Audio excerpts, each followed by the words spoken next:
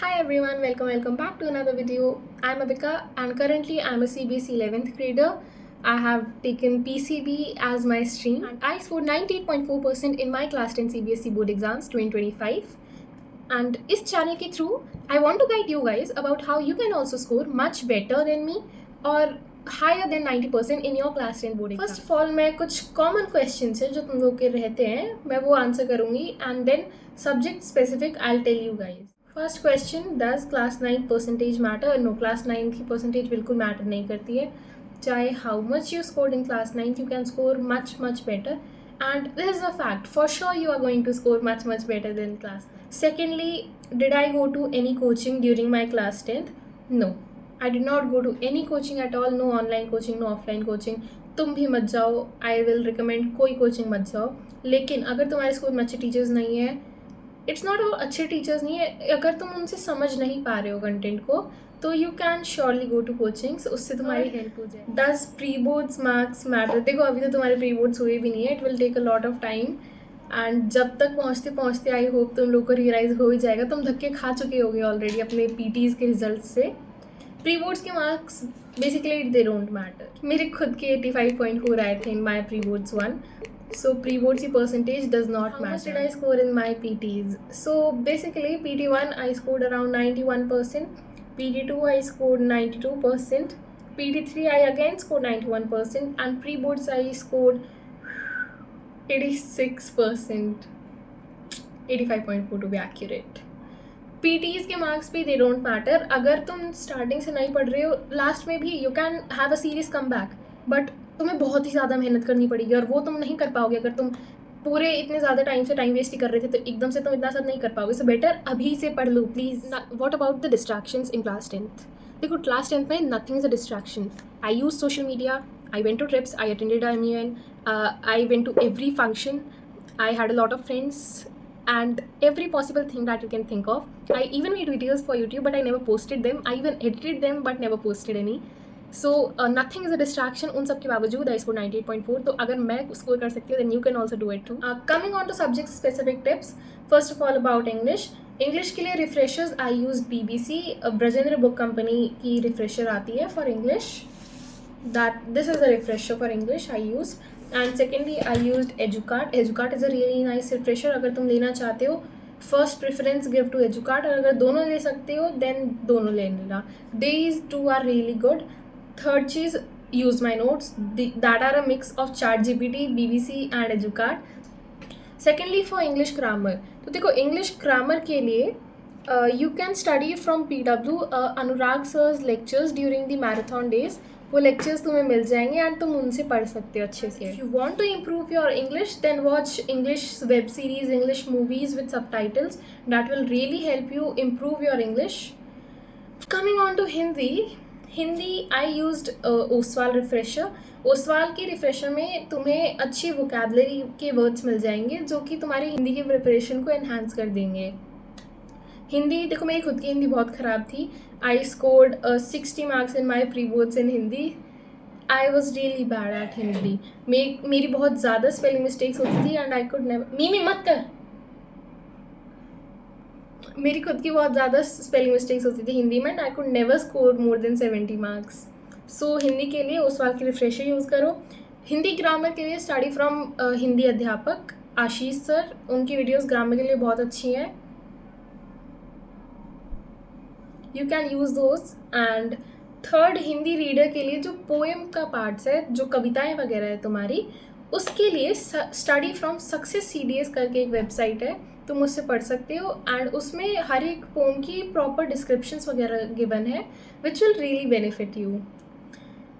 Next maths के लिए most importantly, maths के लिए सबसे ज़्यादा इंपॉर्टेंट 10 साल पुरानी मिले, 5 साल पुरानी मिले, पुराने एडिशन की NCERT ले लो.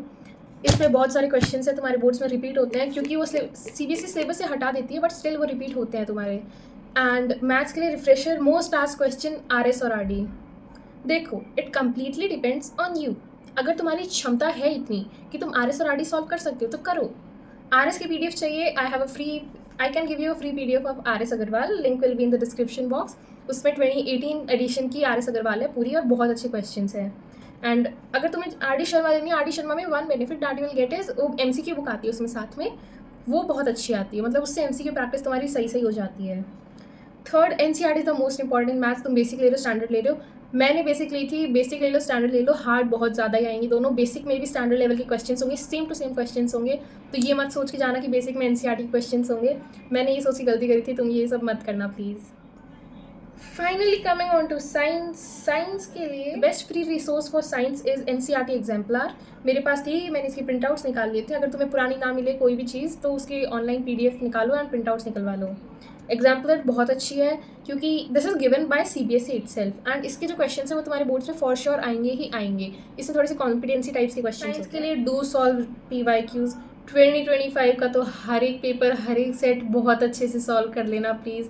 2025 का सबसे टफ पेपर था हमारा, प्लीज़ अच्छे से सॉल्व कर देना। जितना अच्छे से सॉल्व करोगे उतना बेनिफिट तुम लोगों को होगा। साइंस में तुम्हें अपने कॉन्सेप्ट्स क्लियर करने हैं क्योंकि कॉम्पिटेंसी बेस्ड 50% क्वेश्चंस आएंगे and they will be like Anand की मम्मी को अपने बागान में, अपने गार्डन में एक फूल उगाना है लेकिन उनकी सॉइल बहुत एसिडिक है, तो आनंद की मम्मी को इनमें से क्या डालना चाहिए, ये 1 मार्क्स का क्वेश्चन है।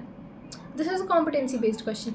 क्वेश्चन बहुत बेसिक होगा बट उसे घुमा फिरा के पूछेंगे, बस यही होती है। साइंस के लिए मोस्ट इंपॉर्टेंट जो येलो बॉक्सेस और एक्टिविटीज़ है ना, वो सॉल्व करनी ही करनी है।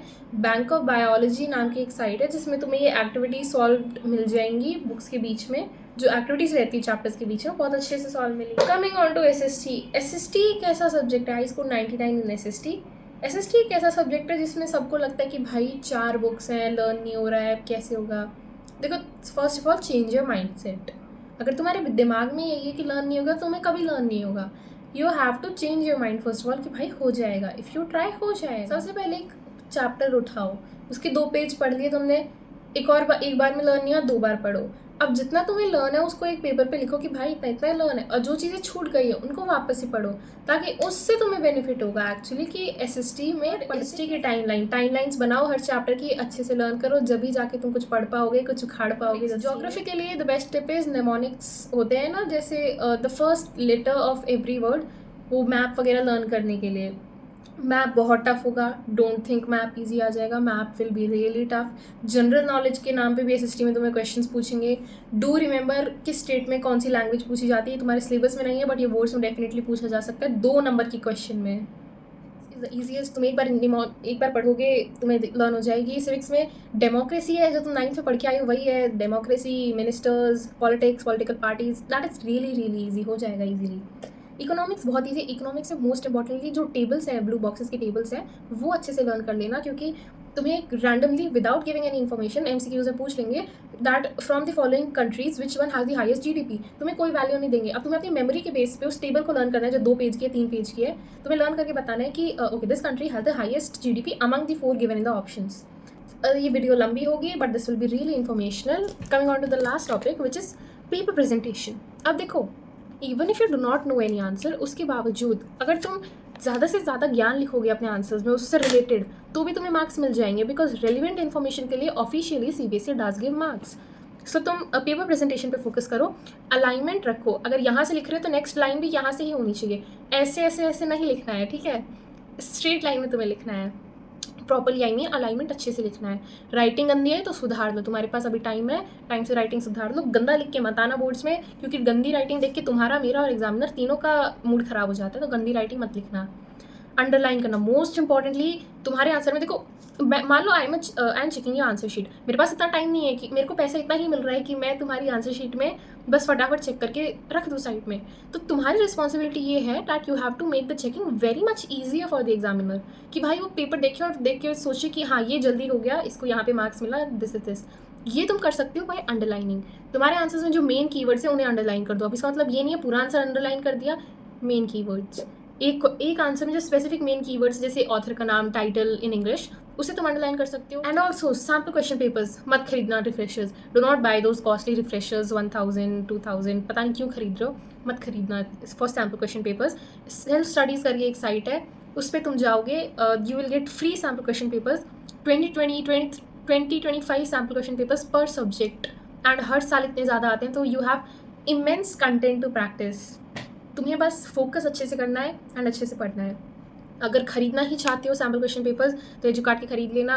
And if you want to buy answer sheets, see best tip I would say is answer sheets खरीदो. आंसर शीट्स खरीदोगे you can practice in it. तुम लिख के देखोगे जितना ज़्यादा उतनी अच्छी तुम्हारी प्रैक्टिस होगी. I know this was a really long video and I hope इससे तुम लोगों की हेल्प हुई हो, because I just want to guide you guys through this channel about how you can score much higher in your class 10th.